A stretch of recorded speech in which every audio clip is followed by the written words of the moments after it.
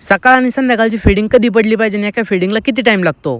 नमस्कार शेतकरी मित्रांनो, मी आर्यमन. मी बॅचलर फार्मसी डिग्री कंप्लीट करून करतोय रेशीम उद्योग. आळ्याची साईज बघितली. आज आपण त्यांच्यावर टाकतोय 6वी 7वी फीडिंग. व्हिडिओ शेवटपर्यंत बघा, कारण की ह्या व्हिडिओमध्ये मी आपल्या बॅचचे टोटल तुम्हाला अपडेट सांगणार आहे. आज आपण त्याच्यावरती मारतोय विटकर विजेता. आता हे पावडर मारायचं मी तुम्हाला कारण लय वेळेस सांगितलेलं आहे. आता त्याआधी तुम्ही आजची आळ्याची साईज बघून घेऊ शकता आणि कालची आळ्याची साईज आणि आजची आळ्याची साईज तुम्ही बघा किती मोठा फरक आहे. तर इकडच्या 3 रॅक मध्ये जेवढं तुम्हाला पांढरं दिसून राहिलं ना, तेवढ्या रेशीमच्या किड्याच्या आळ्या आहे बरं. आणि हे कोस तयार करणार आहे. त्यानंतर सगळा पाला वगैरे घेऊन आलो आणि आता हे पाला सगळा आळ्यावरती आपल्याला टाकून द्यायचा आहे. म्हणजे एक गोष्ट तुम्ही लक्षात घ्या, चौथा मोड उठल्यानंतर चौथा मोड उठायच्या आधी ह्या आळ्या फक्त तिचा पालाच खाते, याच्या व्यतिरिक्त यांना काहीच नाही लागत. आता ह्यामध्ये 2 आळ्याचा तुम्हाला फरक सांगतो बरं. खालची जी लहान आळी ना, ही कोस तयार करणार नाही, कारण की हिला या आळीला चौकीतनच प्रॉब्लेम आहे. आणि जी मोठी ना, ती 100% कोस तयार करणार आहे. आता चौथा मोड उठल्यानंतर 6वी 7वी फीडिंग आहे. तुम्ही बघू शकता आपण किती जास्त त्यांना क्वांटिटी मध्ये पाला डायरेक्ट उचलतोय आणि डायरेक्ट ठेवून देतोय. म्हणजे शेवटच्या 6 दिवसात त्या ढोरं एवढ्या पाला खात नाही, तेवढ्या ह्या आळ्या पाला खात. अशा रात्रंदिवस त्यांची 30 प्रोसेस चालू असते. त्यामुळे आपण जास्त क्वांटिटी मध्ये त्यांना पाला टाकून देतोय. एक जणांनी विचारलं होतं सकाळची आणि रात्रीची फीडिंग कधी टाकायला पाहिजे, किती टाइम लागतो. आता सकाळची फीडिंग आपण 10 वाजेच्या आत टाकली पाहिजे आणि रात्रीची फीडिंग आपण 4 ते 6 मध्ये टाकली पाहिजे. म्हणजे विचार करा तुम्ही, एका फीडिंग टाकायला 2 घंटे लागते आपल्याला. त्यानंतर 5 वाजता शेड मध्ये आलो आणि शेड मध्ये तुम्ही टेम्परेचर बघू शकता. म्हणजे मेन विषय जरी म्हटलं तर सगळं आपलं जे डिपेंड आहे हे सगळं टेम्परेचर वरती डिपेंड असतं. ते सगळं आपलं मेंटेन ठेवावं लागतं. 5 वाजेपर्यंत त्यांनी सगळ्या बेडवरचा पाला संपवला होता. मग परत शेड मध्ये पाला आणला आणि सगळीकडे प्रॉपर सगळीकडे टाकून दिला.